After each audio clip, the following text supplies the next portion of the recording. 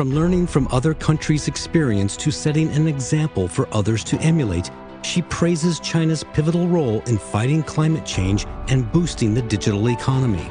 She acknowledges the achievements of China's reform and opening up policies, expressing optimism regarding the untapped potential brought forth by green development and digital transformation. International Monetary Fund Managing Director Kristalina Georgieva sat down for an exclusive interview with Leaders Talk.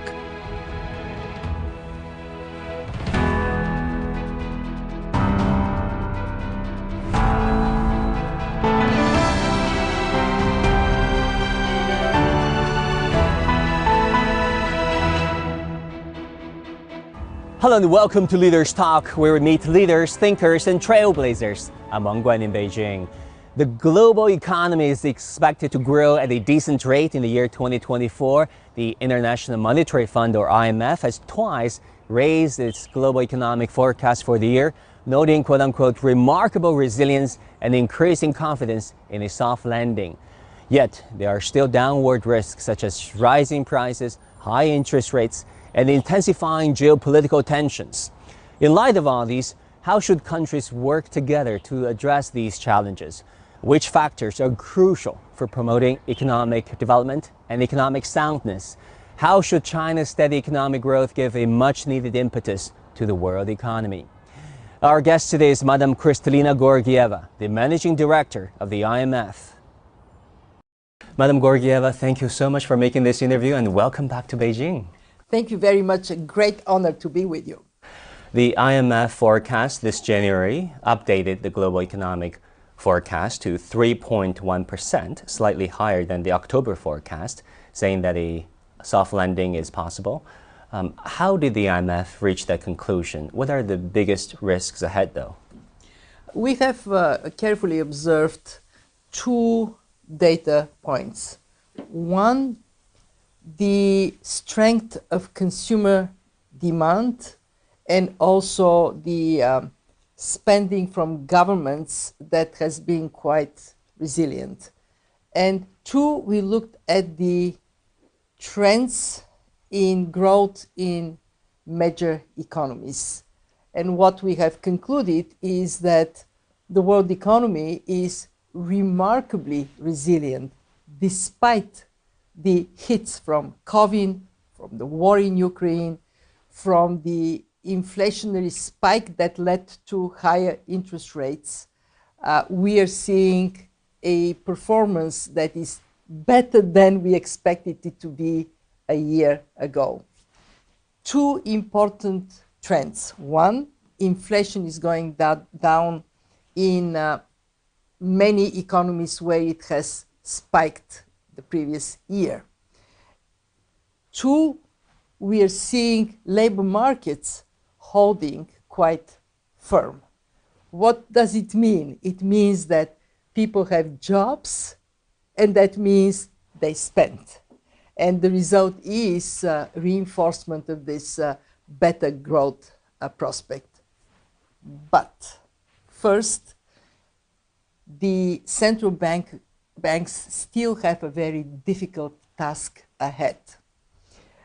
We are poised for a soft landing, haven't landed just yet.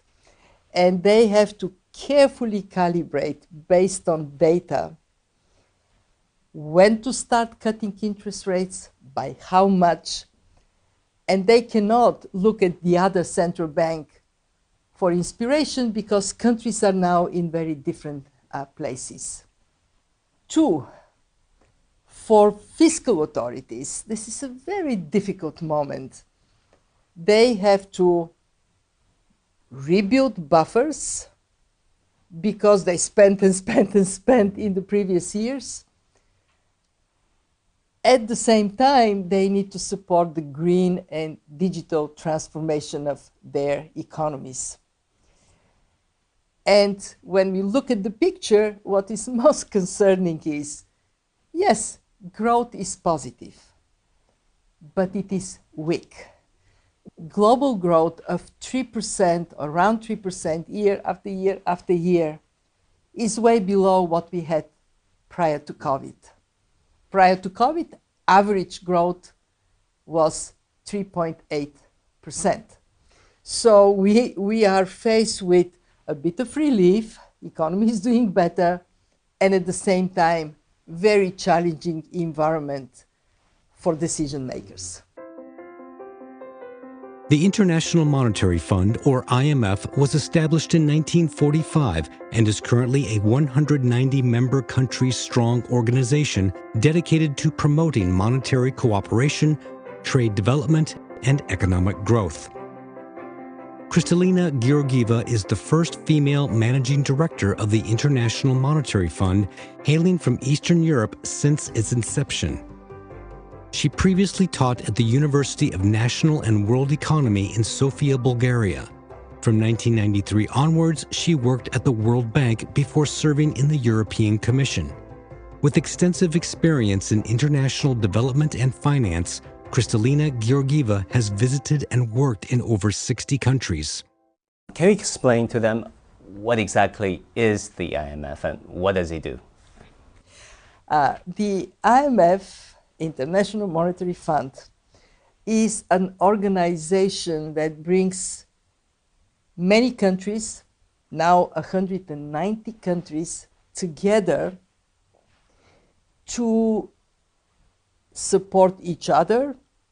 When one country is in a difficulty, it can call on the IMF for help, but also to inform decision making in monetary policy, what the central banks are doing, in fiscal policy, taxes, spending, and in financial sector policy. Make sure that there is no financial crisis threaten us.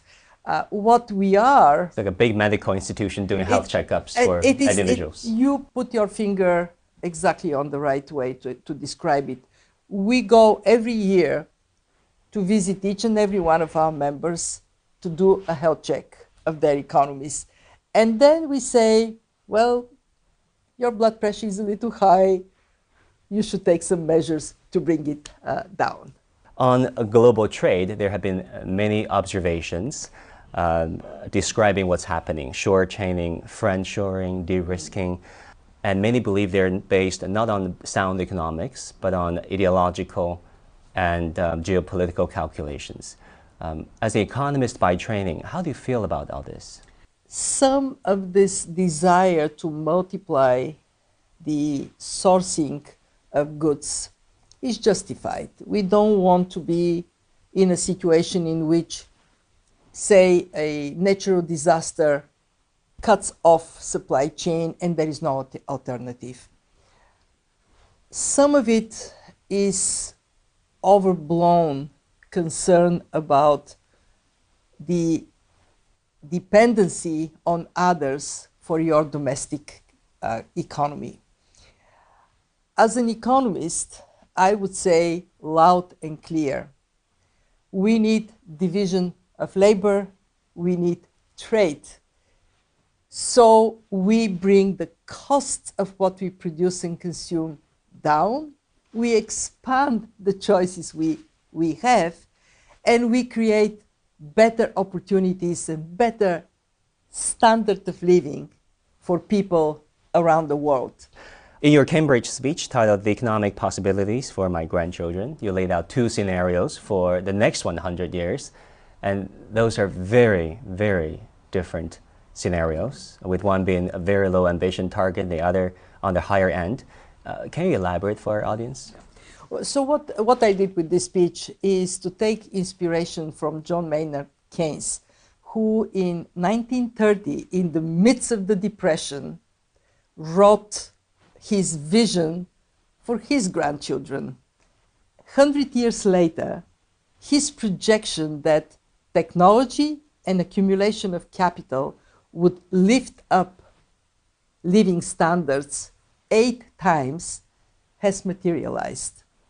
100 years later, we live longer, we are healthier, we have better opportunities, higher standard of living. And if we cooperate, if we work more together, then the world would be 13 times better off.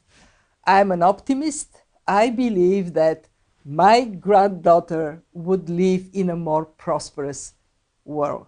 Yeah, that is the aspiration, the hope, the wish of all of us, I would argue. On China, China recently announced a whole host of measures targeting its economy, trying to stimulate growth and reassure global investors, including the policies announced at the CDF and the two sessions, the political meetings.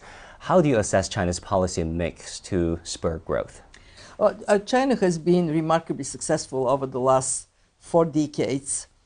Reforms and opening up have been paying back to the Chinese people quite significantly.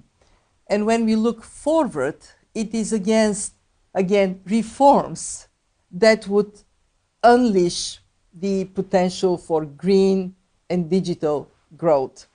I am a big believer that the combination of market forces and allocation of resources to increase productivity of capital and productivity of labor, that combination can drive positive growth. And I see in China today a shift from high growth rates to high quality of Chinese growth.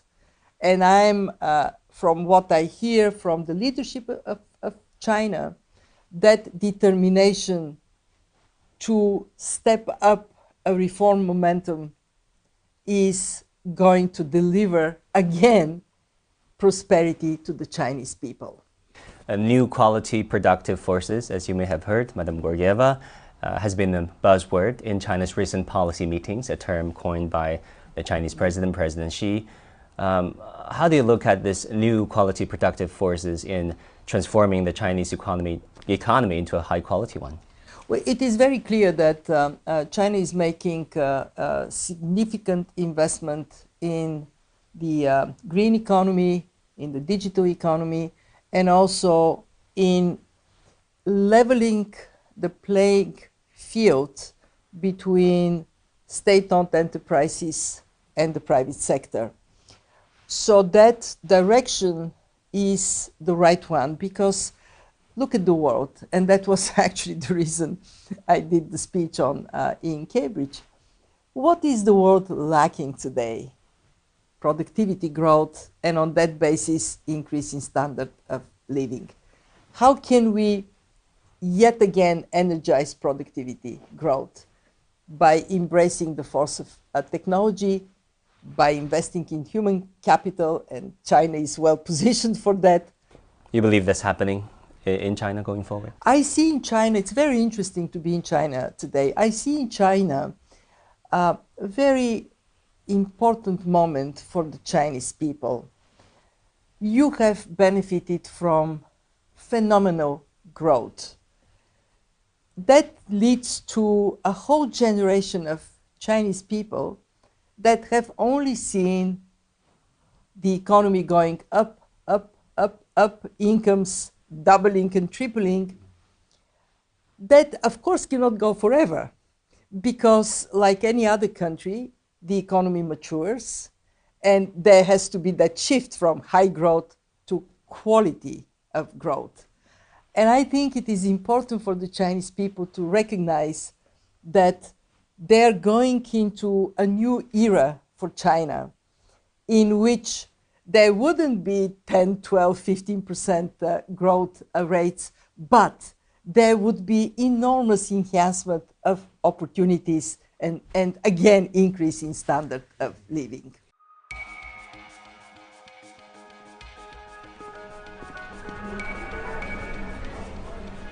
You're watching breaking news on CGTN.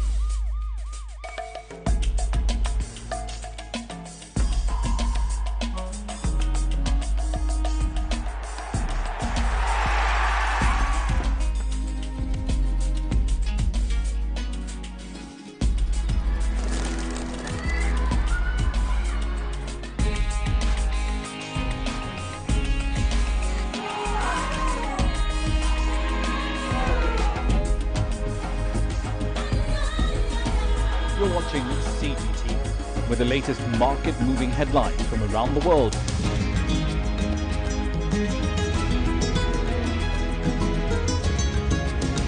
Welcome to the World Today on CGTN.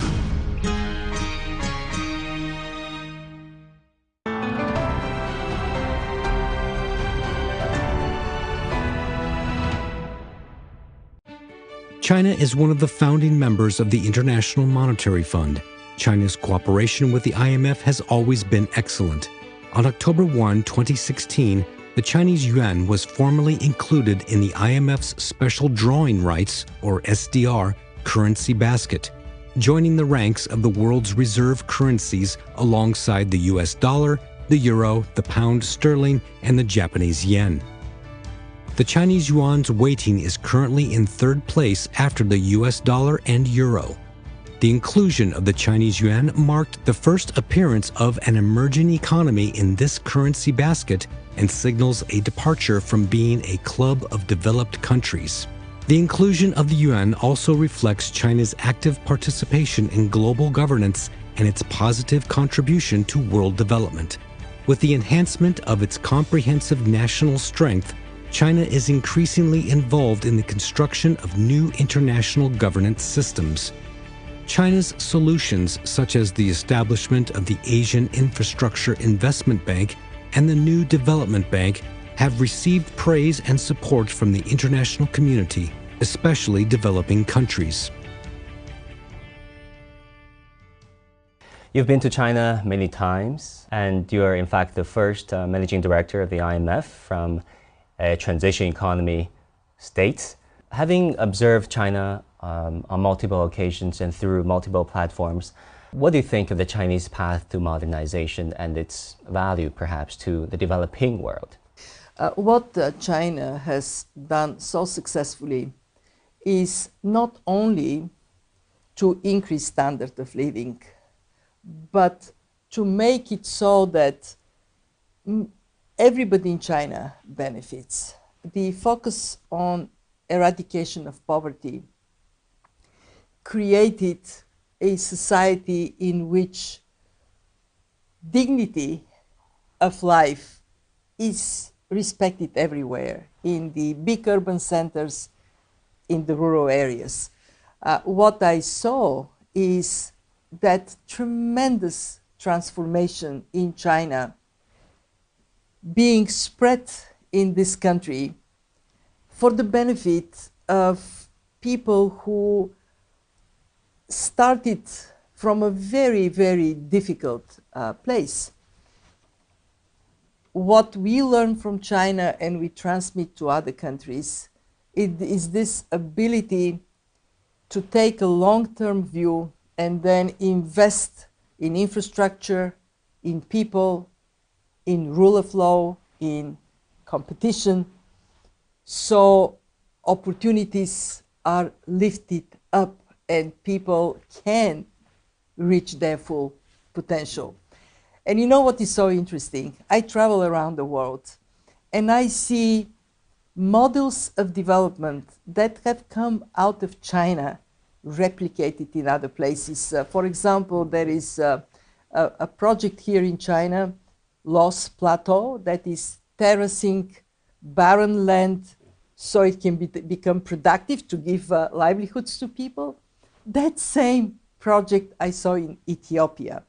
So being my institution, the IMF, my previous one, the World Bank, being a transmission line of experience, we actually helped what you have achieved in China to turn into knowledge and success stories in other parts of the world.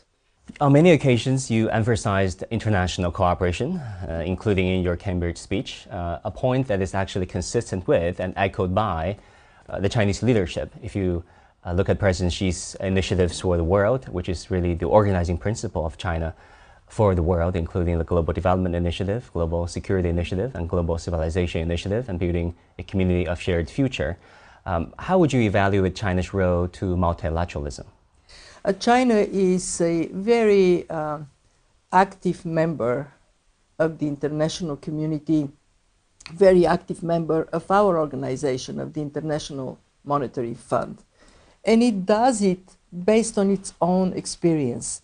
China benefited from learning from the institutions that have that role of bringing members together, and is now supporting others to learn. At the IMF, China has been a very engaged member of discussing the right policy choices, monetary policy, fiscal policy, financial sector policy. China has contributed to the instruments of the IMF that we deployed very actively during COVID to help our most vulnerable members. And China takes an important leadership role on issues that are essential for the future of mankind: climate change, the digital economy, how to sustain a more integrated global economy. So in that sense, a country that has benefited from learning from others is now a source of lessons for others itself. On artificial intelligence, you said today's generative AI can reinvigorate the global economy, calling it a big bang moment. How do you see its promises versus risks? The problem we face of low productivity and weak growth needs a solution, and artificial intelligence can be a big part of this solution. It can increase productivity tremendously. What we recommend is that we act early to prepare for this world that is already here, in which artificial intelligence plays an increasingly significant role. And we look at four things: digital infrastructure, human capital, innovation, regulation, and ethics. And when we look in a comprehensive way, what I can say to your viewers is that China, among the emerging markets, is best prepared.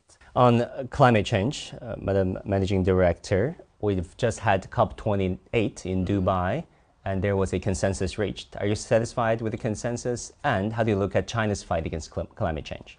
COP28 was a very good, very successful COP. It did three things that were very necessary. First, recognition that the nationally determined contributions were falling short of what is necessary to prevent the climate crisis. And now we know that countries are working on upgrading their ambition, especially for this decade. China is also doing it. Second, financing. COP28 recognized that unless we rapidly mobilize massive investments in the green transformation, in particular in emerging markets and developing economies, we would run out of time. And three, it has renewed that sense of unity, that countries can come together, that instead of pointing fingers at each other, we can hold hands, because we are in this together. And only together we can reverse course. China has taken very seriously its obligations to advance technology in some areas like solar panels, renewable energy overall, electric vehicles. China is now a leader. And also for our digital viewers, there are a whole lot of them, millennials, Generation Z, watching this program. They may have a few simple questions to ask you, if you don't mind. You've been to China many times. They want to ask you what have impressed you, of course, here in the mind, but what have also touched you here in the heart about China? What impressed me the most is this incredible dynamism that radiates from China. How people put their hearts and their minds in solving problems, and how the country changes every time I come. Whoa, there is a new ring road, there are new opportunities, new job opportunities, better living conditions. That is incredible. That what you have achieved in China is just incredible. What I find most enjoyable in China is to engage with people, with the leadership, and with ordinary people. And I can tell you that nothing beats Chinese hospitality. It is just wonderful. And then the second question they have is, what is your favorite Chinese food? What part of the Chinese culture that intrigues you the most?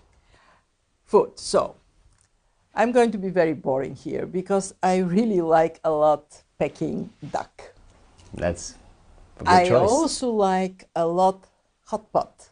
I learned that to enjoy it, and I'm trying to teach my Bulgarian family that this is really great. You go and you sit together and then you cook together.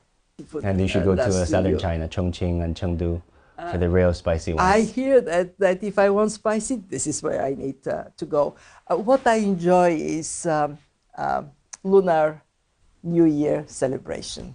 It's just wonderful. I find this really bringing serious people like me into a world of wonders. It's just great.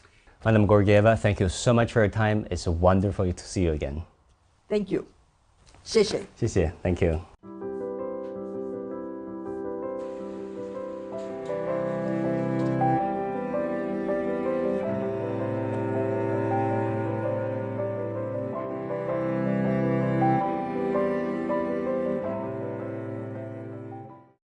During the interview, Madame Georgieva said she's thoroughly impressed by China's development and vitality, as well as the enthusiasm of the Chinese society and its people.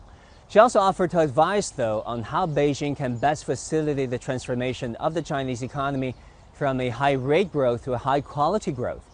She cautioned against protectionism in any way, shape, or form, believing that multilateralism is the best way forward. Thank you for watching this episode of The Leaders Talk. I'm Wang Guan in Beijing. I'll see you again next time.